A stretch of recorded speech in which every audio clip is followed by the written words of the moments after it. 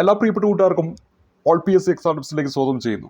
ഇന്ന് നമ്മളിവിടെ പരിചയപ്പെടുത്തുന്നത് കേരള PSC നടത്തുന്ന വിവിധ പരീക്ഷകൾക്ക് ഗുണപ്രദമാകുന്ന രീതിയിൽ, പ്രത്യേകിച്ച് LDC LGS പരീക്ഷ ഗുണപ്രദമാകുന്ന രീതിയിൽ 2021 മുതൽ ഇങ്ങോട്ടുള്ള പ്രധാനപ്പെട്ട മെയിൻ പരീക്ഷകളിലെ ചോദ്യപേപ്പറുകൾ, ആ ചോദ്യപേപ്പറിൽ ചോദിച്ചിരിക്കുന്ന ഓരോ ചോദ്യവും അതുമായി ബന്ധപ്പെട്ട് പരീക്ഷകളിലൊക്കെ ചോദിക്കാൻ സാധ്യതയുള്ള അനുബന്ധ കാര്യങ്ങളുമാണ് നമ്മൾ പഠിപ്പിക്കുന്നത്.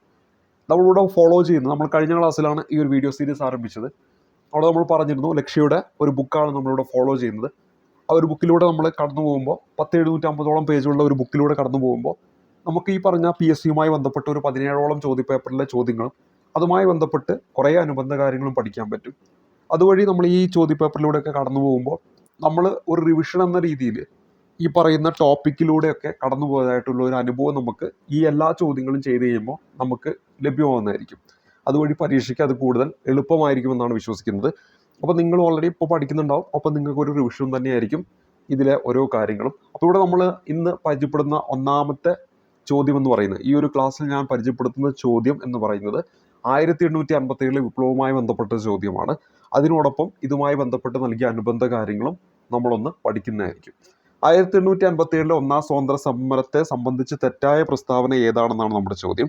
അപ്പോൾ ഈ ഒരു ഭാഗം ജസ്റ്റ് ഒന്ന് അണ്ടർലൈൻ ചെയ്യുന്നത് നന്നായിരിക്കും. കാരണം ഈ പറഞ്ഞ സ്റ്റേറ്റ്മെൻ്റ് ഒക്കെ വായിച്ച ശേഷം അണ്ടർലൈൻ ചെയ്ത ഭാഗത്തേക്കൊന്ന് കണ്ണോടിച്ചു കഴിഞ്ഞാൽ എന്താണ് നമുക്ക് കണ്ടെത്തേണ്ടത് എന്ന് മനസ്സിലാക്കാൻ പറ്റും. ഇവിടെ തന്നിരിക്കുന്ന ഈ ഒരു ചോദ്യത്തിൽ 1857 ഒന്നാം സ്വാതന്ത്ര്യ സമരത്തെ സംബന്ധിച്ച് തെറ്റായ പ്രസ്താവന ഏതാണെന്നാണ് കണ്ടുപിടിക്കേണ്ടത്. 1, 2, 3 എന്നിങ്ങനെ 3 സ്റ്റേറ്റ്മെന്റ് ഇവിടെ നൽകിയിട്ടുണ്ട്. അതിൽ ഒന്നാമത്തെ സ്റ്റേറ്റ്മെന്റ് ഡൽഹിയിലെ സമരത്തിന്റെ നേതാവ് റാണി ലക്ഷ്മിബായി ആണെന്നാണ്. തന്നിരിക്കുന്ന ഒന്നാമത്തെ സ്റ്റേറ്റ്മെന്റ് നമുക്കറിയാം തെറ്റായിട്ടുള്ള സ്റ്റേറ്റ്മെന്റ് ആണ്. അപ്പോൾ അത് നിർബന്ധമായിട്ട് നമ്മളെ ഉത്തരത്തിൽ വേണം. അങ്ങനെയാണെങ്കിൽ ബിയും ഡിയും നമുക്ക് എന്ത് ചെയ്യാൻ പറ്റും? ഡിലീറ്റ് ആക്കാൻ പറ്റും. ഇത് രണ്ടും എന്താണ്, നമ്മൾ ഉത്തരത്തിലേക്ക് പറ്റില്ല. കാരണം എന്താണ്, 1 എന്ന് പറയുന്ന ആ ഒരു സ്റ്റേറ്റ്മെന്റ് നിർബന്ധമായിട്ട് നമ്മുടെ ഉത്തരത്തിൽ വേണം. ഇനി രണ്ടാമത് തന്നിരിക്കുന്ന ബീഹാറിലെ ആറയിൽ നേതൃത്വം വഹിച്ചത് നവാബ് വാജിദ് അലി ഷാ ആണെന്നാണ്. അതും എന്താണ്, തെറ്റായിട്ടുള്ള സ്റ്റേറ്റ്മെന്റ് ആണ്. അപ്പോൾ ഇവിടെ തന്നിരിക്കുന്നതിൽ 1ഉം 2ഉം തെറ്റാണ്. ഓപ്ഷൻ എ ആണ് ഈ ഒരു ചോദ്യത്തിന്റെ ഉത്തരമായിട്ട് വരേണ്ടത്. ഇനി മൂന്നാമത്തെ സ്റ്റേറ്റ്മെന്റ് കാൺപൂരിൽ സമരം നയിച്ചത് നാനാ സാഹിബ് ആണെന്നാണ്. അപ്പോൾ അവിടെ അത് ശരിയായിട്ടുള്ള സ്റ്റേറ്റ്മെന്റ് ആണ്. നമുക്കിവിടെ 1ഉം 2ഉം സ്റ്റേറ്റ്മെന്റ് വായിക്കുമ്പോൾ തന്നെ നമുക്ക് അതിന്റെ ഉത്തരത്തിലേക്ക് എത്താൻ പറ്റും. കാരണം സി എന്ന് പറയുന്ന ഓപ്ഷനിൽ 1 മാത്രമാണ് കൊടുത്തിരിക്കുന്നത്. ഓൾറെഡി നമ്മൾ ബിയും ഡിയും ഡിലീറ്റ് ആക്കി കഴിഞ്ഞു. പിന്നെ നമുക്ക് അവശേഷിക്കുന്നത് എ എന്ന് പറയുന്ന ഓപ്ഷനാണ്.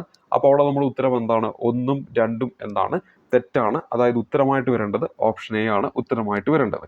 ഈ ചോദ്യവുമായി ബന്ധപ്പെട്ട അനുബന്ധ കാര്യങ്ങൾ നമുക്കൊന്ന് പരിചയപ്പെടാം.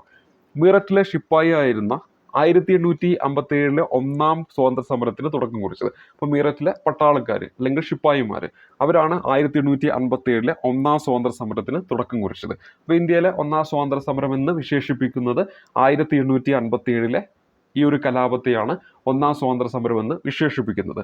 ഇംഗ്ലീഷ് ഈസ്റ്റ് ഇന്ത്യ കമ്പനിക്ക് കീഴിൽ സേവനമനുഷ്ഠിച്ചിരുന്ന ഈ ശിപ്പായികൾക്ക് ബ്രിട്ടീഷുകാരുടെ വിവിധ തരം പീഡനങ്ങൾ നേരിടേണ്ടി വന്നു.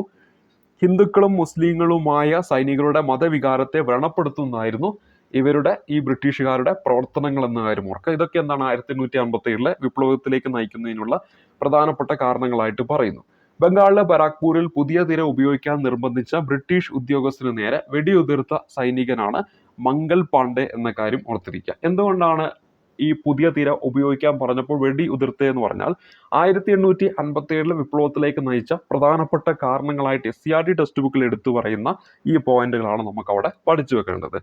സൈനികർക്ക് പുതുതായിട്ട് നൽകിയ എൻഫീൽഡ് തോക്കുകളിൽ ഉപയോഗിക്കുന്ന തിരകളിൽ പശുവിൻ്റെയും പന്നിയുടെയും കൊഴുപ്പ് ഉപയോഗിച്ചിരുന്നു എന്നൊരു വാർത്ത അവിടെ പരക്കുകയും അങ്ങനെ ഈ തിര ഉപയോഗിക്കാൻ വേണ്ടിയിട്ട് ഈ പറഞ്ഞ മംഗൾ പാണ്ഡെയോട് പറയുമ്പോൾ അദ്ദേഹം അതെന്ത് ചെയ്യുകയാണ്, ഉപയോഗിക്കാൻ പറ്റില്ല എന്ന് പറയുകയും അങ്ങനെ പറഞ്ഞ ഉദ്യോഗസ്ഥന് നേരെ എന്താണ്, വെടിയുതിർക്കുകയും ചെയ്യുന്നു. അങ്ങനെ ഈ പറഞ്ഞ കലാപം എവിടെ പൊട്ടിപ്പുറപ്പെടുകയാണ്, 1857 മെയ് 10 നമ്മുടെ ഉത്തർപ്രദേശിലെ മീററ്റിൽ പൊട്ടിപ്പുറപ്പെടുന്നു. ഇത് വളരെ ഇമ്പോർട്ടൻ്റ് ആണ്, SCERT പോയിന്റ് ആണ്. 1857 മെയ് 10 ഒന്നാം സ്വാതന്ത്ര്യ സമരം പൊട്ടിപ്പുറപ്പെട്ടു. 1857 മെയ് 10 ഒന്നാം സ്വാതന്ത്ര്യ സമരം പൊട്ടിപ്പുറപ്പെടുന്നു. എവിടെ നിന്നാണ്? ഉത്തർപ്രദേശിലെ മീററ്റിൽ നിന്നാണെന്ന കാര്യം ഓർത്തിരിക്കുക. ഇനി അതിനുള്ള പ്രധാനപ്പെട്ട കാരണങ്ങളാണ് ഇവിടെ SCRT ടെക്സ്റ്റ് ബുക്കിൽ ഇങ്ങനെ ലിസ്റ്റ് ഇട്ട് പറയുന്നത്. അപ്പോൾ ഇത് വേണമെങ്കിൽ വീണ്ടും നമ്മുടെ പരീക്ഷകളിൽ ഓരോ സ്റ്റേറ്റ്മെൻ്റ് ആയിട്ട് ചോദിക്കാവുന്നതാണ്. അതിൽ ഒന്നാമത്തെ ഞാനിപ്പോൾ ഓൾറെഡി പറഞ്ഞു, സൈനികർക്ക് പുതുതായിട്ട് നൽകിയ എൻഫീൽഡ് തോക്കുകൾ ഉപയോഗിക്കുന്ന തീരകളിൽ എന്താണ് പശുവിൻ്റെയും പന്നിയുടെയും കൊഴുപ്പ് ഉപയോഗിച്ചു എന്ന് പറയുന്നു. രണ്ടാമത് തുച്ഛമായ ശമ്പളമാണ് നൽകിയത്, ബ്രിട്ടീഷ് ഉദ്യോഗസ്ഥരിൽ നിന്ന് നേരിട്ട അവഹേളനം. ഈ 3 കാരണങ്ങളാണ് SCRTയിൽ പറയുന്ന പ്രധാനമായിട്ടും 1857 ഒന്നാം സ്വാതന്ത്ര്യ സമരത്തിന്റെ പെട്ടെന്നുള്ള കാരണമായിട്ട് പറയുന്നത്. ഇനി അടുത്ത് ഇവിടെ പറയുന്നത്, പുതിയ തിര ഉപയോഗിക്കാൻ നിർബന്ധിച്ച ബ്രിട്ടീഷ് ഉദ്യോഗസ്ഥന് നേരെ മംഗൾ പാണ്ഡെ എവിടെ നിന്നാണ് വെടിയുതിർക്കുന്നത്? ബംഗാളിലെ ബരാക്പൂർ എന്ന് പറയുന്ന സ്ഥലത്ത് നിന്നാണ്.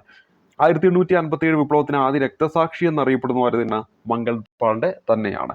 1857 കലാപത്തിന്റെ യഥാർത്ഥ ശക്തിയായി പരിഗണിക്കുന്നത് ഹിന്ദു മുസ്ലിം ഐക്യമാണ്. ഈ 3 പോയിന്റും SCRT പോയിന്റാണ്.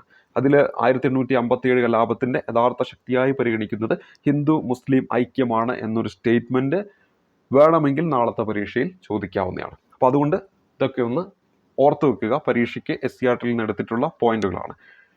കലാപകാരികൾ ഡൽഹിയിലെത്തുന്നത് 1857 മെയ് 11-നാണ്. അപ്പം മെയ് 10 വന്നു, ഈ കലാപം പൊട്ടിപ്പുറപ്പെട്ടു. തൊട്ടടുത്ത ദിവസം എവിടേക്ക് എത്തിച്ചേരുന്നു? ഡൽഹിയിൽ എത്തിച്ചേരുന്നു. അങ്ങനെ ഡൽഹി എന്താണ് ഈ കലാപകാരികൾ പിടിച്ചെടുക്കുകയാണ്. അങ്ങനെ ബഹദൂർ ഷാ രണ്ടാമൻ നേതൃത്വത്തിൽ ഡൽഹിയിൽ കലാപം നടത്തിയത് ആരുടെ നേതൃത്വത്തിലാണ്? ബഹദൂർ ഷാ രണ്ടാമന്റെ നേതൃത്വത്തിലാണ്. ഡൽഹി പിടിച്ചെടുത്ത കലാപകാരികൾ ഡൽഹിയിൽ ഭരണകർത്താക്കളുടെ സഭ രൂപീകരിക്കുന്നു. അപ്പോൾ തുടക്കത്തിൽ ഈ പറയുന്ന ഈ കലാപകാരികൾ ഈ ഡൽഹിയൊക്കെ പിടിച്ചെടുക്കുന്നുണ്ട്. എന്നാൽ പിന്നീട് എന്താണ് ഇതെല്ലാം കലാപകാരികളിൽ നിന്ന് തിരിച്ചു പിടിക്കുന്നു. തുടർന്ന് ബ്രിട്ടീഷുകാർ എന്താണ് ഈ ഒരു കലാപം അടിച്ചമർത്തുകയാണ് ചെയ്യുന്നത്. അപ്പോൾ തുടക്കത്തിൽ ഇവിടെ ഡൽഹിയിൽ എത്തുന്നത് 1857 മെയ് 11-നാണ്. അതിനുശേഷം ഈ പറയുന്ന ബഹദൂർ ഷാ രണ്ടാമന്റെ നേതൃത്വത്തിൽ എന്താണ് ഡൽഹിയിൽ കലാപം നടത്തുകയും അങ്ങനെ ഡൽഹി പിടിച്ചെടുക്കുകയും ചെയ്യുന്നു. അങ്ങനെ ഈ പറയുന്ന കലാപകാരികൾ ഡൽഹിയിൽ എന്താണ് ഭരണകർത്താക്കളുടെ സഭയൊക്കെ രൂപീകരിക്കുന്നുണ്ട്. ജസ്റ്റ് ഒന്ന് കേട്ടിരുന്നാൽ മതി. 10 അംഗങ്ങളുടെ സഭയിൽ 6 പേരെന്താണ് സൈന്യത്തിൽ നിന്നും, 4 പേരെന്താണ് പൊതുഭരണ വകുപ്പിൽ നിന്നുമായിരുന്നു. ഇനി പറയുന്നത് വളരെ ഇമ്പോർട്ടൻ്റ് ആണ്. ഭൂരിപക്ഷ അഭിപ്രായത്തിന്റെ അടിസ്ഥാനത്തിൽ മുഗൾ ചക്രവർത്തിയായിരുന്ന ബഹദൂർ ഷാ രണ്ടാമന്റെ കീഴിൽ എന്താണ് അവർ ഭരണം നടത്തി. ഇത് കലാപത്തിന് ഒരു രാഷ്ട്രമുഖം നൽകി. ഇവിടെ പരീക്ഷയിൽ ചോദിക്കാറുള്ളതാണ്, ഡൽഹി പിടിച്ചെടുത്തതിന് ശേഷം ഈ കലാപകാരികൾ ഇന്ത്യയുടെ ചക്രവർത്തിയായിട്ട് അവരോധിച്ചത് ആരെയാണെന്ന് ചോദിക്കാറുണ്ട്. അവിടെ ഉത്തരമായിട്ട് വരേണ്ടത് ബഹദൂർ ഷാ രണ്ടാമനെയാണ്. നമുക്കറിയാം മുഗൾ ചക്രവർത്തിമാരിൽ ഏറ്റവും അവസാനത്തെ ചക്രവർത്തിയായിട്ട് പറയുന്ന ആരെയാണ്? ബഹദൂർ ഷാ രണ്ടാമനെയാണ്. ഏത് വിപ്ലവമാണ് നമ്മുടെ ഇന്ത്യയിൽ പൂർണ്ണമായിട്ടും മുഗൾ ഭരണം തുടച്ചു നീക്കാൻ കാരണമായത് എന്നൊരു ചോദ്യം ചോദിക്കാറുണ്ട്.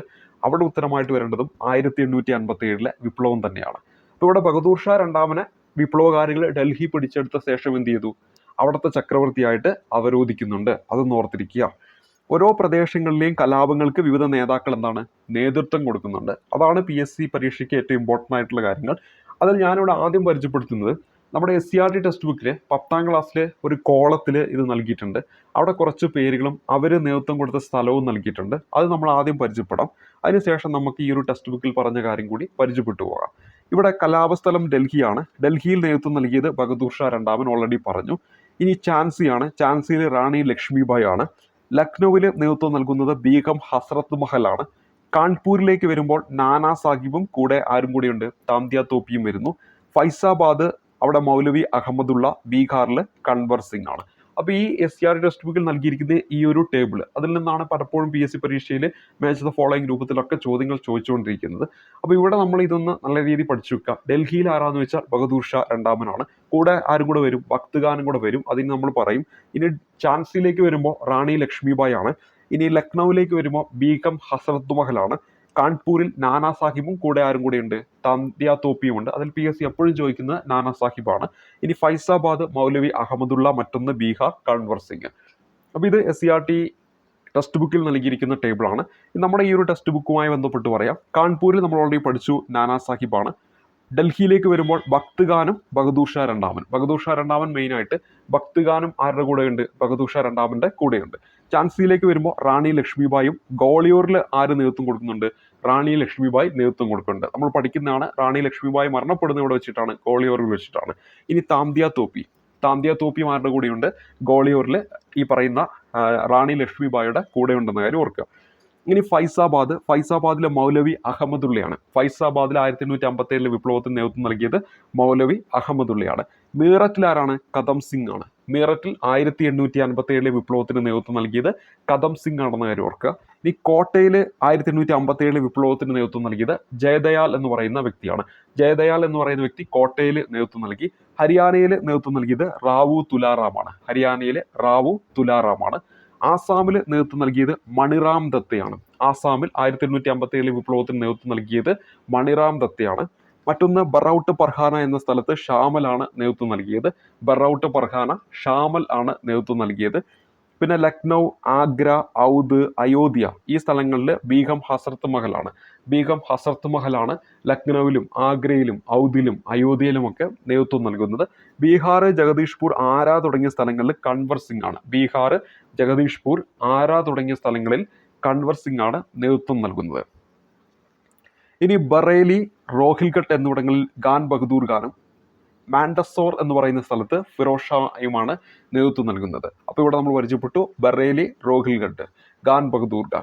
മാൻഡസോർ എന്ന സ്ഥലത്ത് ഫിറോസ് ഷായാണ് നേതൃത്വം നൽകുന്നത്. അപ്പോൾ 1857 വിപ്ലവം, ആ വിപ്ലവത്തിന് നേതൃത്വം നൽകിയ ഓരോ പ്രദേശത്തിലെയും വ്യക്തികൾ അതാണ് നമ്മളിവിടെ പരിചയപ്പെട്ടത്. കാൺപൂരിൽ നാനാ സാഹിബ്, ഡൽഹിയിൽ ഭക്ത് ഖാനും ബഹദൂർ ഷാ രണ്ടാമനും, ഝാൻസിയിൽ റാണി ലക്ഷ്മിബായി, ഗ്വാളിയോറിൽ റാണി ലക്ഷ്മിബായും താന്തിയ തോപ്പിയും, ഫൈസാബാദിലെ മൗലി അഹമ്മദുള്ള, മീററ്റിൽ കദം സിംഗ്, കോട്ടയിൽ ജയദയാൽ, ഹരിയാനയിൽ റാവു തുലാറാം, ആസാമിൽ മണിറാം ദത്ത, ബറൌട്ട് പർഹാനയിൽ ഷാമൽ, ലക്നൗ, ആഗ്ര, ഔദ്, അയോധ്യ എന്നിവിടങ്ങളിൽ ബീഗം ഹസരത്ത് മഹൽ, ബീഹാർ, ജഗദീഷ്പൂർ, ആര എന്നിവിടങ്ങളിൽ കൺവർ സിംഗ് ആണ്. ബറേലി, റോഹിൽഖട്ട് എന്നിവിടങ്ങളിൽ ഖാൻ ബഹദൂർ ഖാനാണ്. പിന്നെ വരേണ്ടത് മാൻഡസോർ ആണ്. മാൻഡസോറിൽ ഫിറോസ് ഷാ ആണെന്ന കാര്യം ഓർത്തിരിക്കുക. ഇന്ത്യയുടെ ഭരണം ഈസ്റ്റ് ഇന്ത്യ കമ്പനിയിൽ നിന്ന് ബ്രിട്ടീഷ് പാർലമെന്റ് ഏറ്റെടുക്കാനിടയായ സംഭവം ഇത് തന്നെയാണ്. 1857 ഒന്നാം സ്വാതന്ത്ര്യ സമരമാണ്. നമുക്കറിയാം 1858 ഗവൺമെന്റ് ഓഫ് ഇന്ത്യ ആക്ടിലൂടെ ഇന്ത്യയുടെ ഭരണം പൂർണ്ണമായിട്ടും ആരേറ്റെടുക്കുകയാണ്? നമ്മുടെ ബ്രിട്ടീഷ് രാജ്ഞിയുടെ കീഴിലേക്ക് വരുന്നുണ്ട്. നമ്മളത് പഠിക്കുന്നതാണ്. അപ്പോൾ ഇവിടെ 1857 വിപ്ലവം എന്ന് പറഞ്ഞാൽ ഒരു പൂർണ്ണ പരാജയമായിരുന്നു ഇന്ത്യയെ സംബന്ധിച്ചിടത്തോളം. എന്നാൽ സ്വാതന്ത്ര്യ സമരത്തിന്റെ നാഴികക്കല്ലുകൾ പരിശോധിക്കുമ്പോൾ അതൊരു വലിയൊരു മുന്നേറ്റം കൂടിയായിരുന്നു എന്ന് നമുക്ക് വിലയിരുത്താൻ പറ്റും. പക്ഷേ ഇത് ബ്രിട്ടീഷുകാർ പിന്നീട് അടിച്ചമർത്തപ്പെടുന്നുണ്ട്. അതിനുശേഷമാണ് നമ്മുടെ 1858 ഗവൺമെന്റ് ഓഫ് ഇന്ത്യ ആക്ട് ഒക്കെ നിലവിൽ വരുന്നത്.